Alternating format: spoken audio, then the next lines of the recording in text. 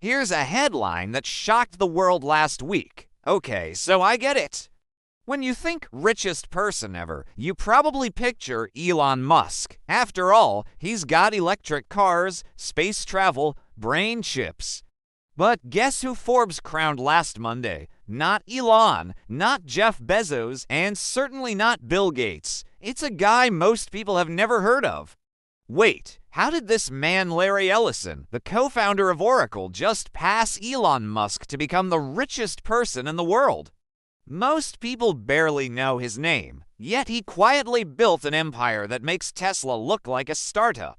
And here's the wild part, his wealth playbook is nothing like Elon's. In this video, you'll discover who Larry Ellison really is, how he quietly turned Oracle into a global powerhouse, and the smart money moves that catapulted him past Musk and Bezos. By the end, you'll walk away with 3 practical lessons you can use to build lasting wealth straight from the playbook of the world's new richest man.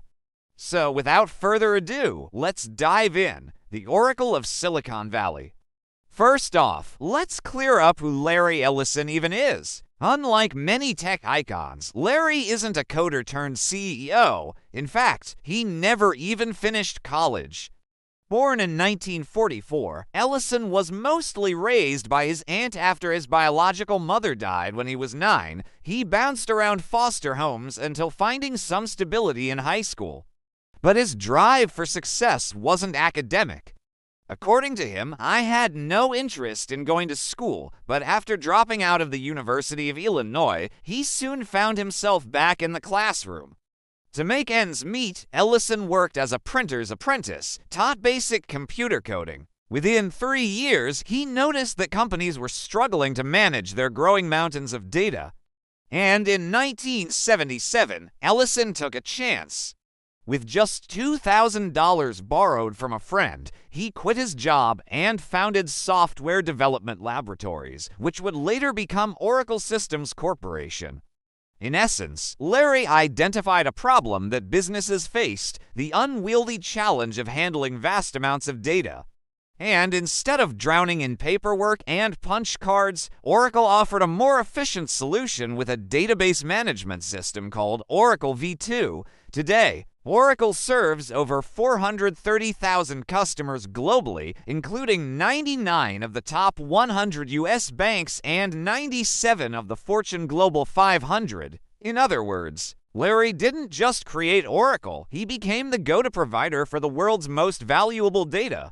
And that meant one thing: virtually unlimited earning potential. When you run the back-end systems for the world's biggest companies, you're not dealing with everyday consumers. You're catering to Fortune 500s and government agencies that sign multi-million-dollar, multi-year contracts. These deals are the backbone of Oracle's revenue. And according to their annual reports, they brought in almost $38 billion in fiscal year 2022 alone. Lesson no. 2. Don't chase shiny objects. So, what makes Larry's approach so different from folks like Elon Musk? In a nutshell, Larry focused on something invisible but essential: software that runs the world's biggest companies.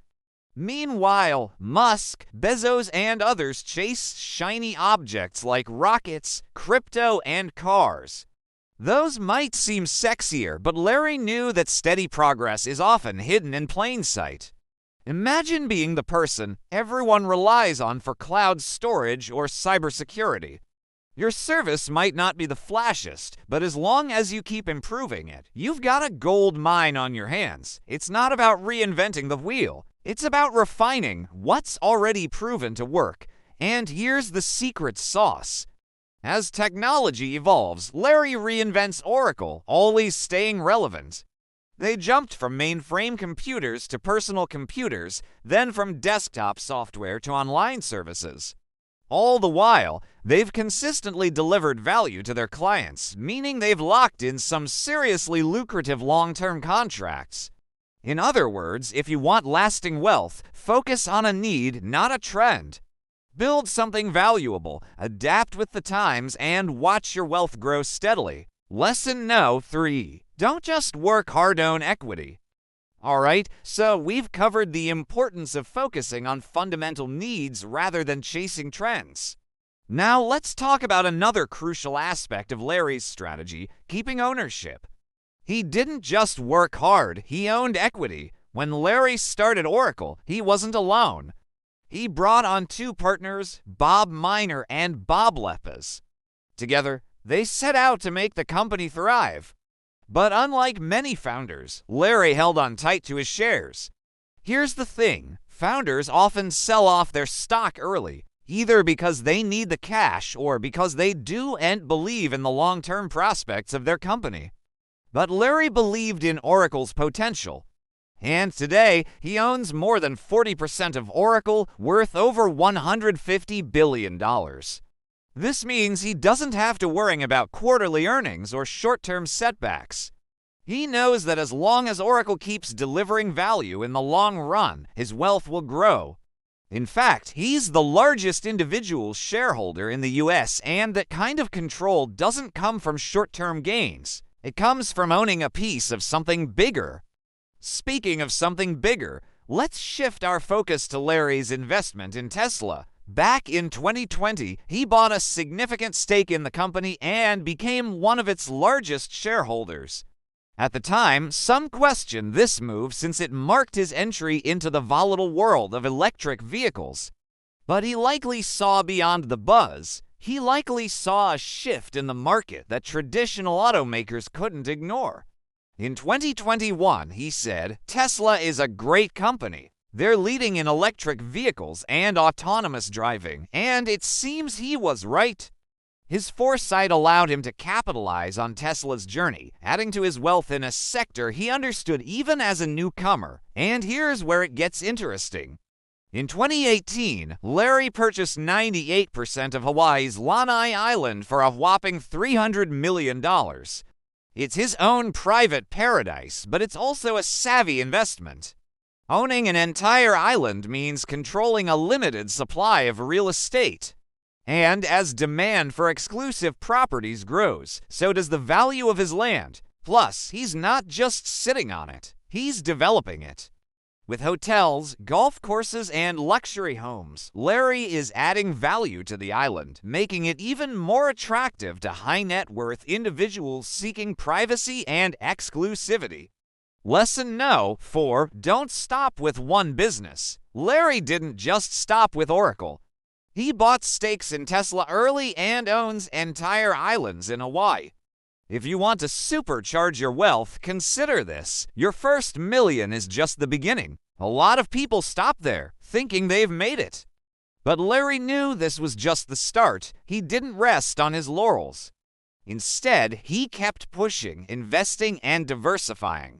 Remember, your portfolio should mirror your ambitions.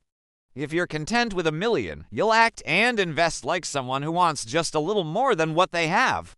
But if you dream bigger, if you hunger for more, your investments will reflect that drive. To sum it up, Larry's wealth isn't a fluke.